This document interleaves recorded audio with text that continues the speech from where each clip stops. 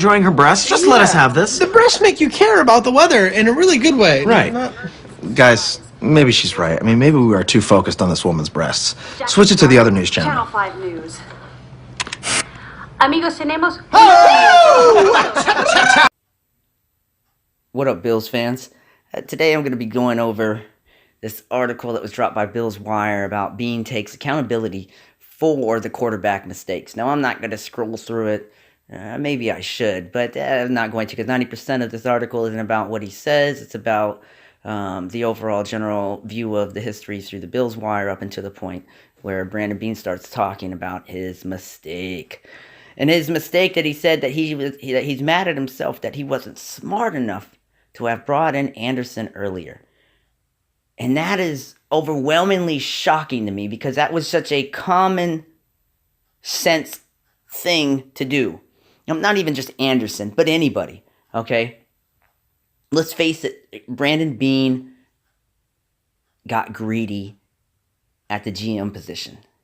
And what I mean by greedy was he was starting to be known as the guy who picks up the phone, or who was making the calls, who was always willing to listen to a deal that to some degree no player is unmovable, with the exception of possibly Shady, that he says that he is in their 2019 plans. Now, he would have to be in their 2019 plans, because you've already passed the point where at this point no team is going to really trade for him next year unless they are a contender and they're desperate to make that move at the running back position. I really doubt that, but hey, anything is possible in the NFL. All right, but the possibility of that happening is not as great as if it would have happened before the trade deadline this year. But let's continue moving forward with Brandon Beane's accountability for this quarterback mistake. All right, going back, he's saying that his mistake, he originally made it when he had let go, or not let go, but when he had traded McCarron and didn't bring in Anderson sooner. Okay. You would have to actually say that the mistake was made long before that. See, I don't understand how, and please, you guys can correct me if, but I doubt there's really going to be much correcting, because I will go back and show you the videotapes of preseason and everything and how things actually transpired.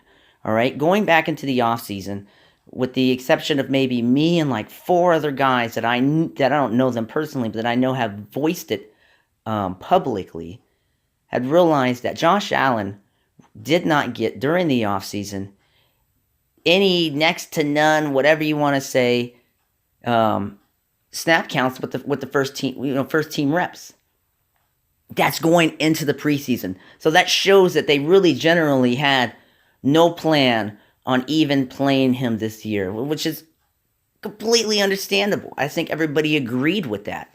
All right, but to do so, you would have had to laid out a plan for if shit goes wrong. As a GM, that's a part of your job. Injuries? All right, that can't be a shock to you. You can never not account for injuries. Now, you can say that I don't know at what position it's going to haunt me this week, but you can guarantee you it's going to haunt you every week. So that's why you have multiple players for each position. We're not garnered 22, NFL players, and this isn't Iron Man football. They give you maybe not a plethora of guys, but they give you enough guys to work with through the injury process and using injury reserves, things that you can do to still protect players from having them from another team taking them. Now,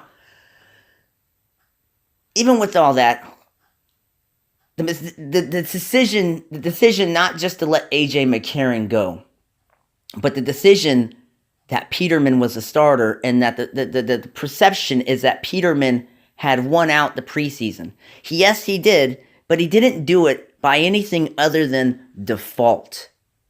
All right? Anybody wants to argue with me on this, go right ahead. I'm willing to argue about it, but it's just really going to be one-sided, because you're going to be wrong. I know sometimes I can come off as I think I know everything, or I'm that guy with the shirt and the hat, been there, done that. But no, I'm not that guy. If I'm talking, I'm right. And if I'm not, then I'm shutting the fuck up, because I'm not right, and I'm listening to what is right, so therefore I can talk about what is right. I tick differently, all right? I listen. I learn. I ask questions. You want some good advice. The only stupid question is the question not asked. Why? Because you'll be the fool for the rest of your life because you were so pussy that you couldn't have asked a question and then learn the answer and now have some knowledge to what you didn't know. But instead you wanted to front like you knew and you just rolled with the punches.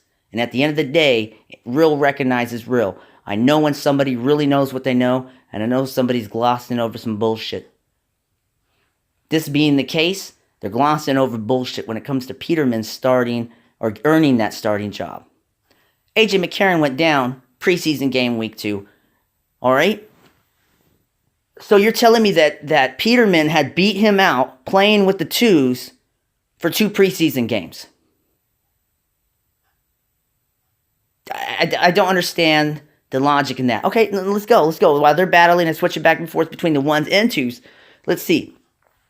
AJ McCarron, without a doubt in my mind, now this is completely an opinion, but you can't prove me wrong because it never happened, and I couldn't prove you wrong because it never happened. But my belief, and it's not going to change because common sense would dictate the most smart and logical thing. I've watched many quarterback competitions in my life, and I can tell you what, AJ would have been starting game 3, preseason week, game 3, and they would have found out whether it was AJ or Peterman. But it would not have helped because if AJ was in with the ones, he would have failed. And even if he didn't fail as bad as, Allen failed or whatnot, whoever was in with the twos was going to look a little bit better, okay? Because Cincinnati's biggest issue, and I have one of my best friends, a Bengals fan, is depth. It's not like they're depleted in all their positions, but they definitely are lacking. They're not. It's not solid all the way through. And that they could do. They still have a good team, regardless of the fact we had our best versus their next best, and Nathan Peterman showed out. That's by default. That's winning the job by default. The fact that the GM nor the head coach, first-time head coach, could really figure out that Peterman didn't really want out the job. The situation kind of fell in place, and we really have no choice but to move forward with him because remember, we don't want to start Josh Allen. Hell, we so much didn't want to start him, we didn't give him any reps all off season through training camp. Go ahead and pull an article up for me. I think you may go back to where he had some of the rookie mini camp. No, I couldn't be the rookie. The mini camp and not the rookie camp. There's one that says he had a small, minute time where they give him 15 minutes while the other guys took a shit. They really were not ready and willing to put Allen in this year. That's completely fine. But the minute that A.J. McCarron went down, you saw what you needed to see in Allen in that Bengals game. So you went forward with Nate Peterman. At that moment, yes, you are right that you were dumb. And not just not trading McCarron, but the minute that you traded McCarron, not having the foresight to know that you're going to need another quarterback. The separation is in the preparation.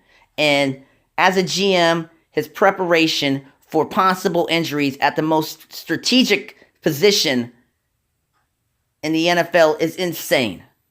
So, not a good job by you. The fact that you're taking accountability for it going into week 9 of the season is ridiculous. That was something you could have took accountability for the minute that you brought Anderson in. Because it was well known long before that. Now, these are the type of decisions that kind of make you worry on a GM level. Everybody likes to look at and judge this GM basically and purely on what we have in our, in our draft picks. How much stock do we have? Look, let's talk about the draft picks really quick. Even if we had 20 draft picks next year, which I would like to remind you, we don't. Okay? But even if we had 20,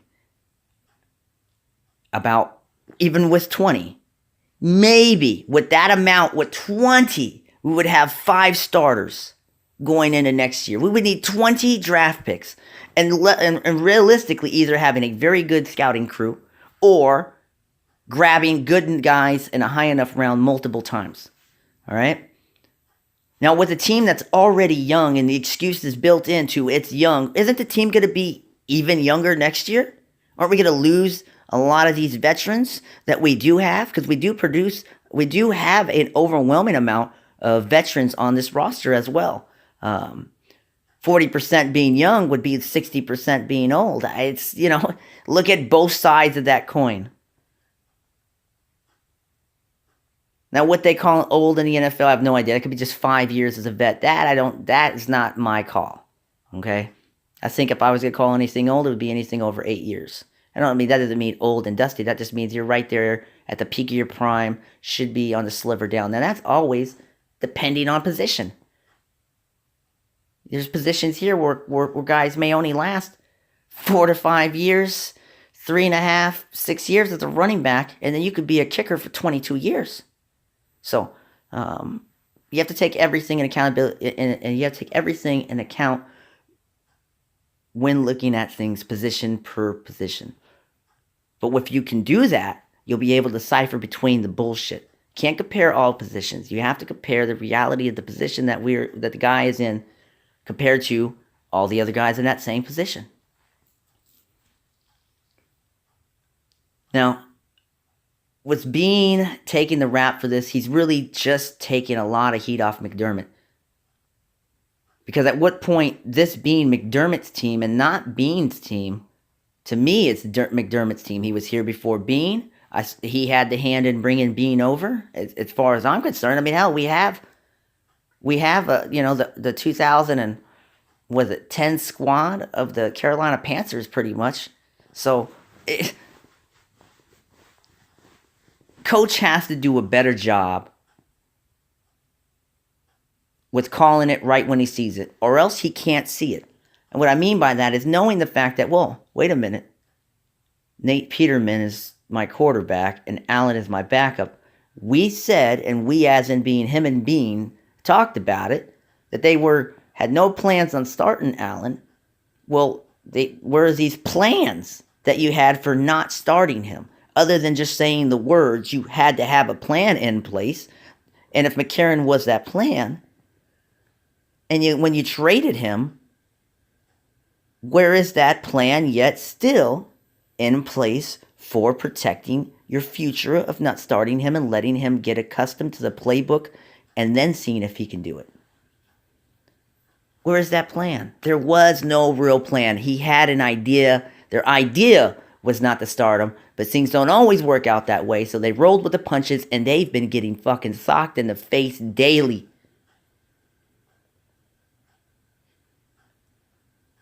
How would you even describe the Bills as a boxer? They have no punches, but they can block punches. Not all your punches, because they can only block so long because they'll be taking so many hits that eventually a couple are going to seep through and knock you the fuck out.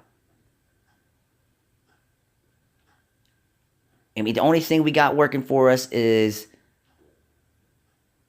Ivory, so we got a good stiff jab right in their face.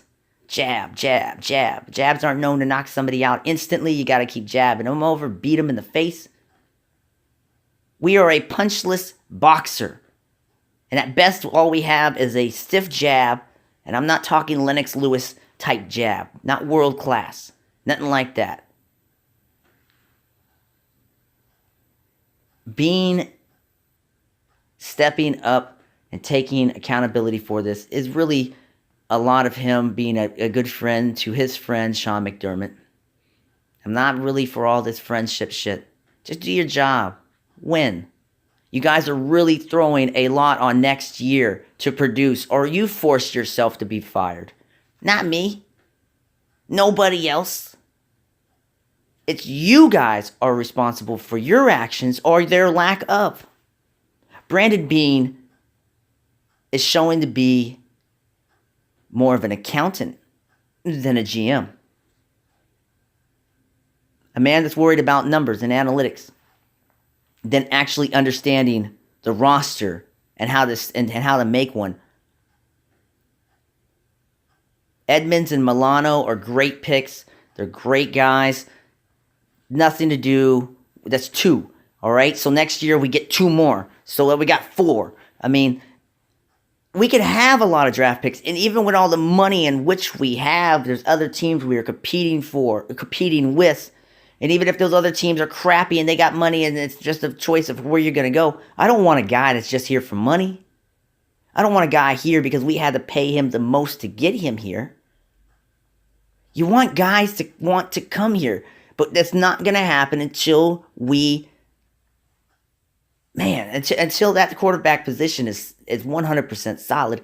It's not going to happen. You know it. I know it. How many guys have we got to come over and it wasn't about the money? T.O., there's one. All right? Didn't he get paid league minimum? And you know what? Anytime we get a guy like T.O. or Reggie Bush, you know what we end up doing to these guys? They have set all records before they came to the Bills. But when they come to the Bills, they also set records for the worst they've ever done, or we break streaks. We broke T.O.'s all-time catch streak, that he had going on way back. Once he came to the Bills, it was over with.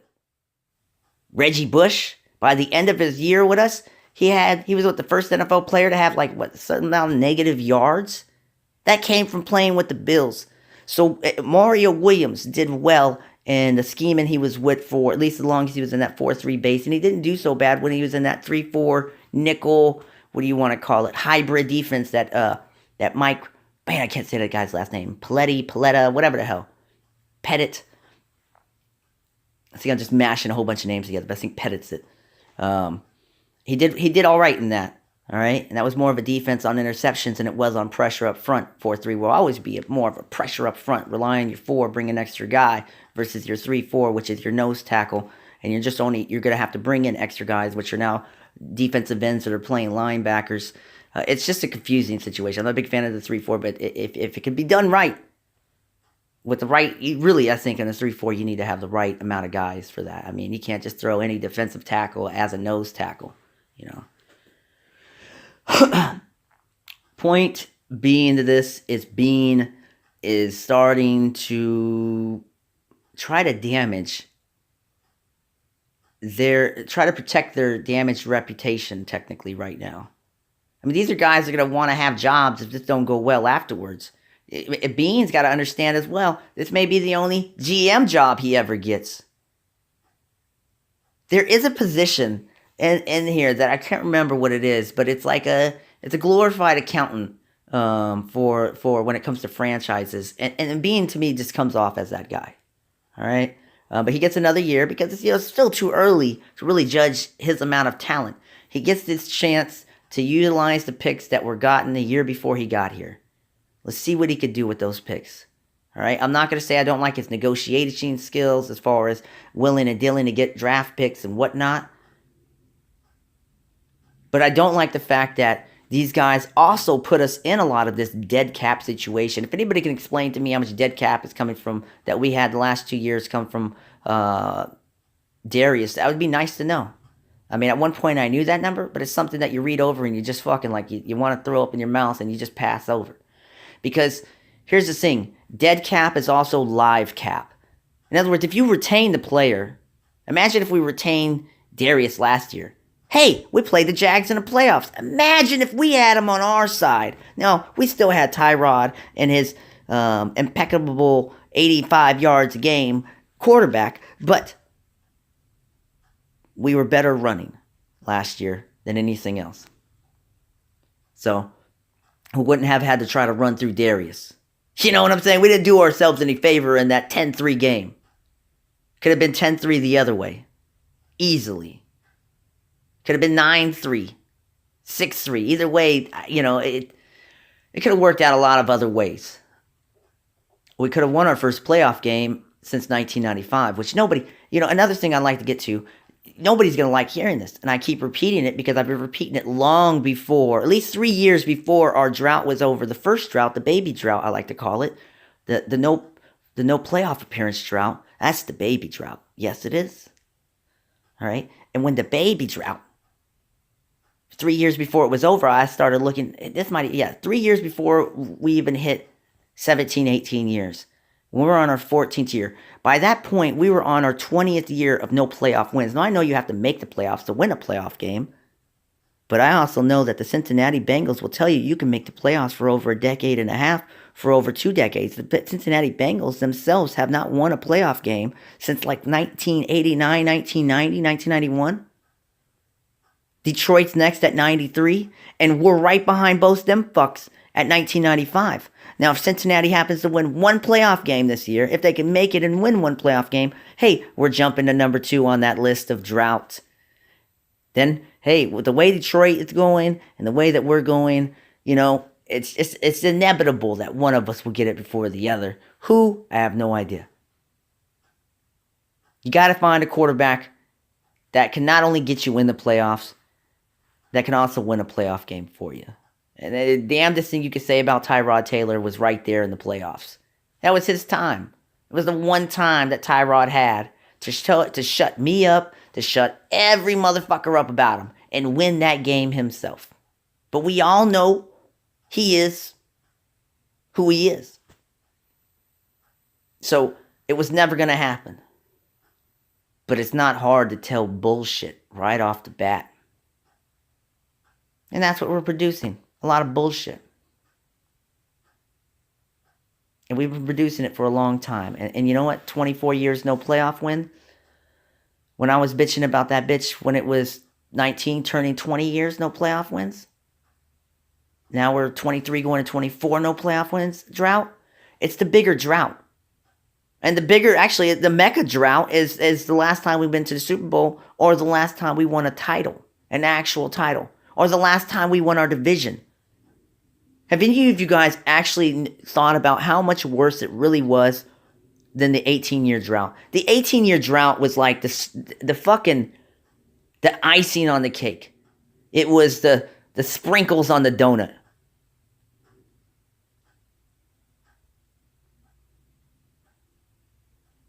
So why on earth were we so focused with it? Because we understood what it meant to get in the playoffs. I mean, yeah, we can't even get in there to win one. I understand all that. But why are we trying to consistently build teams without a quarterback to make the playoffs? And then wonder why we only made the playoffs one time in 18 years? I appreciate Brandon Beane taking the time out and saying he made a mistake. But that's kind of a no shit, Sherlock. Where the fuck you been for the last 7 weeks, 8 weeks, 5 weeks, whatever time frame? At any point back you can go and say, well, where you been? You're not an accountable GM. You took so long to come out that it doesn't make a difference now that you said that. Oh, it's really nice Brandon Beane came out. That shows really a lot on his character. No, it doesn't. You hid for weeks and weeks and weeks and weeks and weeks. You weren't prepared like you should have been. You're the man that controls that roster more than anybody else. So when there's an injury, matter of fact, if there's even a thought of how the fuck are you a GM without thinking my quarterback could be injured? You're a first-time GM. You're acting like it, but act like you've been here before. Same thing I'll say with Sean McDermott.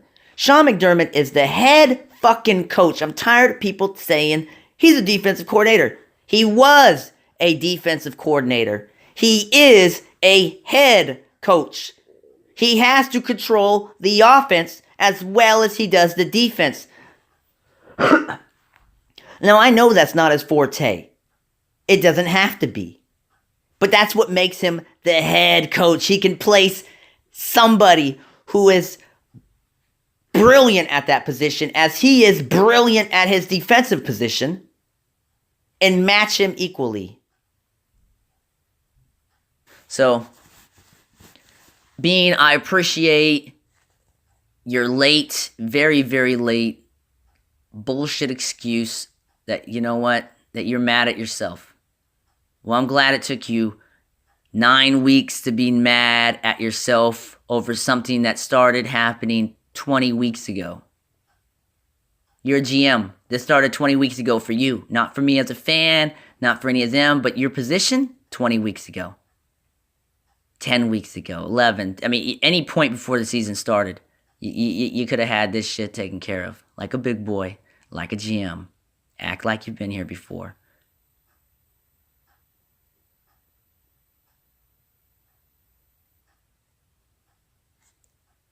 It's time to just keep shit realistic. People try to throw you bullshit. You don't have to accept it. Bean takes accountability for the quarterback mistakes. I don't accept it. It's late. You're a little late on that, Bean. You wait until it's colored, till the picture's completely colored in before you come out and try to tell us that this is the picture. We already know. We colored it in.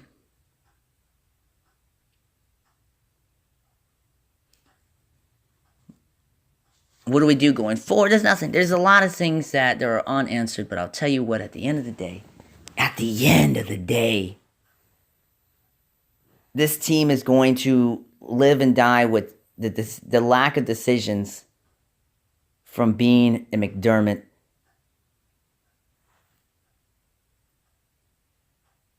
And that's going to be the sad truth at the end of it. Now, who knows what's going to go on next year? They could completely turn this around. It's just going to take, to me, a matter of offense coordinator, the right amount of draft picks. But the biggest issue is it's always going to come down to whether you get a receiver who is great right off the blue chipper. I mean, whether you get an offense. Let's say we draft a home run. We get offensive linemen. We get 2 offensive linemen in a draft that can pull out and be starters. We end up getting a new tight end. We end up getting a new receiver. We get a good receiver off the free agency, a mid receiver off free agency. We get a speedy one in the draft. We go with Zay Jones on the other end with a new tight end that could produce. Let's say we hit some home runs. It won't matter unless Josh Allen is the guy. Remember, they put all the chips in the Allen bag, and I can't believe that. I can't believe that.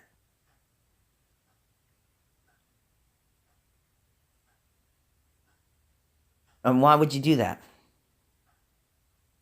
The success rate for NFL quarterbacks aren't great, so you have to understand, I need to find out if he's the guy or not. Let the fans know, hey, we drafted a dud. I'm not saying we did, but you know what? The sooner we find out whether he's a dud or not, the better it is. Because the longer it takes to find out he's a dud, if he is a dud, the more we skip out on finding the right guy. And that's all that matters.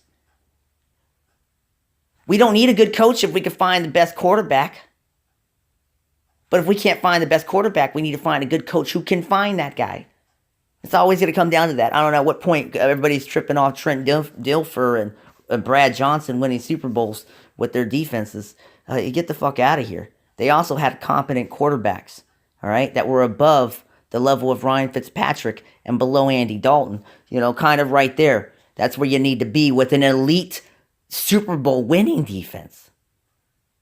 So we can have a top 6 defense. We need to have the number 1 overall defense right now on almost every category for it to make a fucking difference.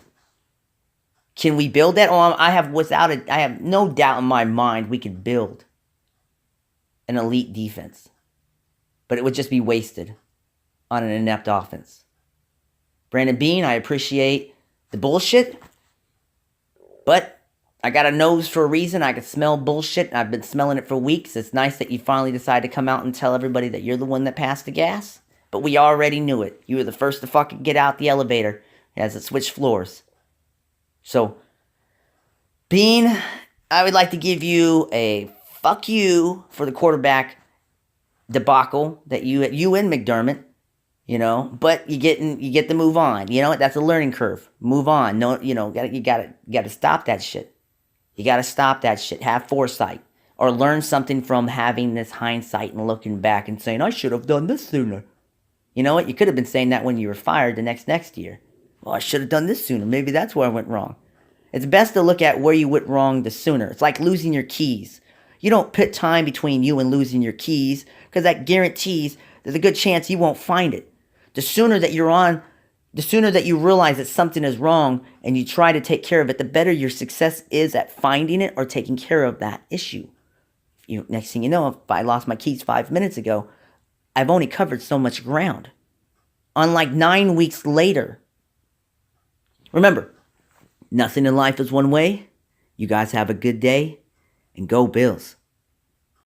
They tried to blackball me cause I asked questions, but I feel you only smart as your last question. So can you answer my past question? Fuck it, you got me pissed. That was my last question. Well, here's the answers. Go get your Q-tips. Unclog your ears when you listen to my music. I don't just do rap, I do this. Yeah. I'm the wrong guy. Well, maybe you need to start being the right guy. That's why you got punched out, because you got the wrong attitude right out of the gate.